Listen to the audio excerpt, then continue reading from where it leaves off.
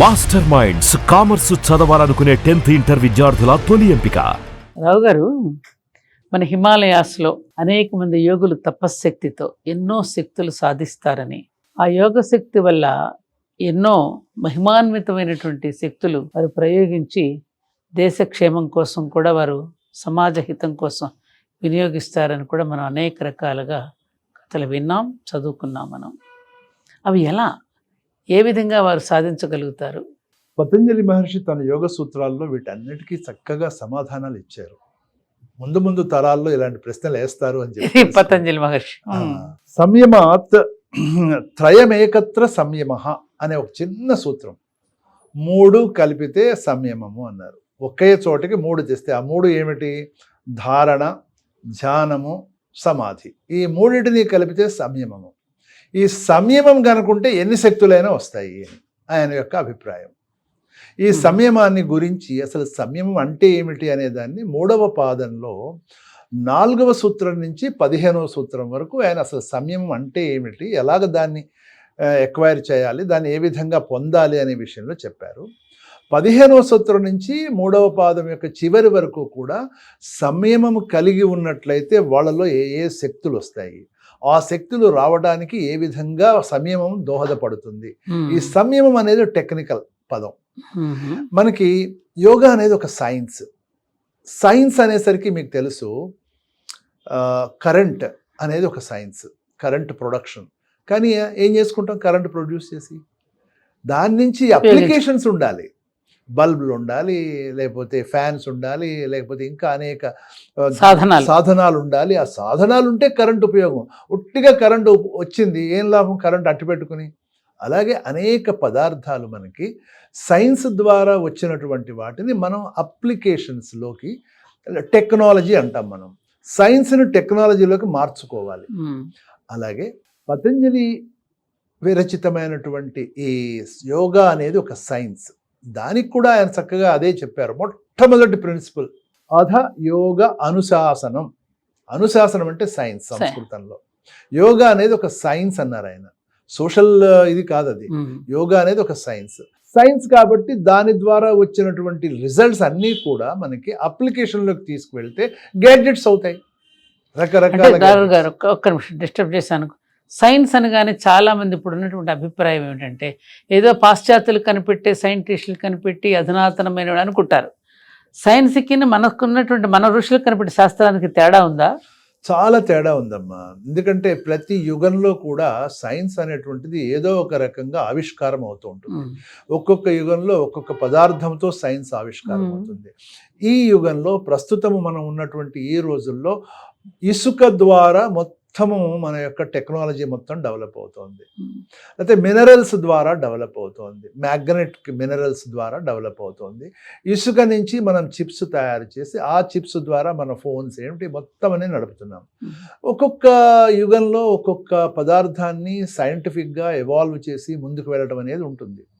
కిందటి యుగంలో, ద్వాపర యుగంలో వేరే టెక్నాలజీ వాడారు. ఇప్పుడు ఆ టెక్నాలజీ మనకి లేదు, ఆ సైన్స్ కూడా లేదు, పోయింది. అంతకన్నా ముందు త్రేతాయుగంలో, అంతకన్నా ముందు యుగాల్లో అనేక రకాల సైన్స్ అండ్ టెక్నాలజీస్ వాడారు. ప్రస్తుతం అవి మనకి దొరికే పరిస్థితి లేదు. ఇప్పుడు ఉన్నటువంటి సైన్స్ అండ్ టెక్నాలజీని ఇప్పుడు మనం ఆస్వాదించాలి, ఎంజాయ్ చేయాలి. కాబట్టి అందులో ఇప్పుడు మనకు దొరుకుతున్నటువంటి ఒక సైన్స్, అద్భుతమైనటువంటి సైన్స్ పతంజలి విరచితమైనటువంటి యోగ సూత్రాలు. ఈ యోగ సూత్రాలని సైన్స్గా తీసుకుంటే ఎవ్వరికీ అర్థం కావు.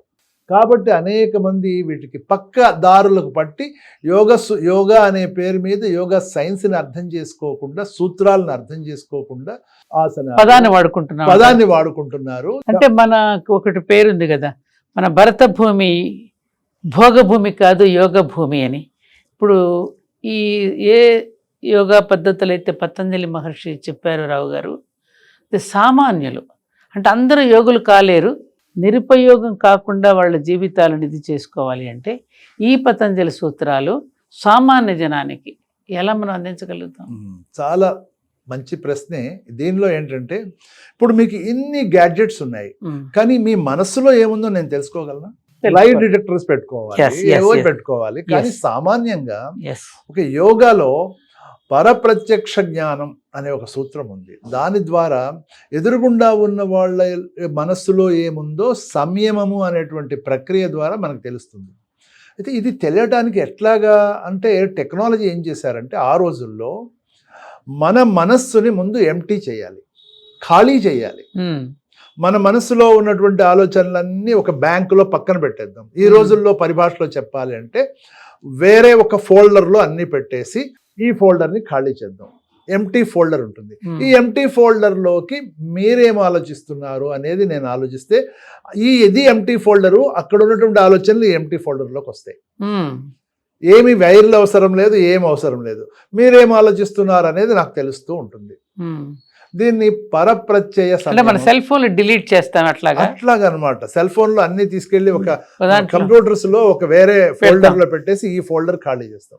ఈ విధంగా అలాగే ఎన్నో సూత్రాలు ఆయన చెప్పారు. ఆ సూత్రాలన్నిటిలో కూడా శక్తిని ఎలా వాడాలి, సంయమము అనేది ఒక శక్తి.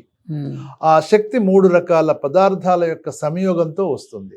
ఆ శక్తిని హస్తి బలానిచ, చాలా చిన్న చిన్న ఫ్రేజులు ఉంటాయి పతంజలి మహర్షి. హస్తి బలాని చ, మూడే పదాలు. అందులో ఏనుగు లాంటి బలము మనకి కలుగుతుంది. ఇదేలాగా ఏనుగు లాంటి బలం మనిషికి ఎలా వస్తుంది అంటే వస్తుంది ఎప్పుడైతే నీ మనస్సులో ఉన్నటువంటి విషయాలని నువ్వు పక్కకి తీసి పెట్టేసి ఖాళీ చేస్తావో, ఎదురుగుండా ఉన్న ప్రపంచంలో ఉన్న అన్ని జీవరాశులతో నీ మనస్సుతో నువ్వు ఏకీభూతం అవుతావో, ఆ జంతువు చేసేటువంటి ప్రక్రియలన్నీ నువ్వు అడాప్ట్ చేయగలుగుతావు, నువ్వు మిమిక్ చేయగలుగుతావు. ఆ మిమిక్ చేయడంలో ఏనుగుకున్న బలం నీకు వస్తుంది.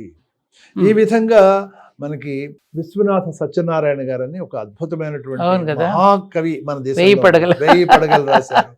వారు తమ యొక్క పురాణ వైర గ్రంథమాల అనే గ్రంథంలో ఇవన్నీ ఉటంకిస్తూ ఒక మనిషి తాను పులి అవ్వాలి అనుకుంటే అయిపోవచ్చు.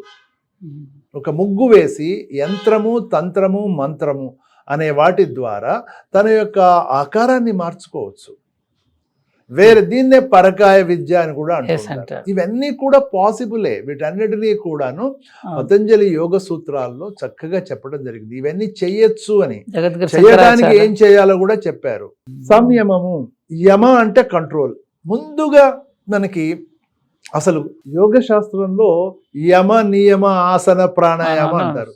యమ నియమ ఎవరు చెప్పట్లేదు ఎక్కడ. మొత్తం దేశం మొత్తంలో కాదు, ప్రపంచం మొత్తంలో ఆసనాలు చెప్పేటువంటి ఏ ఇన్స్టిట్యూట్లో అయినా యమ నియమాన్ని అసలు పట్టించుకోరు. ధర్మార్థ కామ మోక్షాల్లో ఆ మోక్షాన్ని గురించి ధర్మాన్ని మధ్యన అర్ధకామాలే అందరూ కూడా పట్టుకున్నట్టుగా ఇక్కడ యమ నియమాలు అసలు ఎవ్వరూ పట్టించుకోరు. యమ నియమాలు పట్టించుకోకుండా ఆసన ప్రాణాయామాలు చేస్తే ఎక్కడి నుంచి వస్తాయి?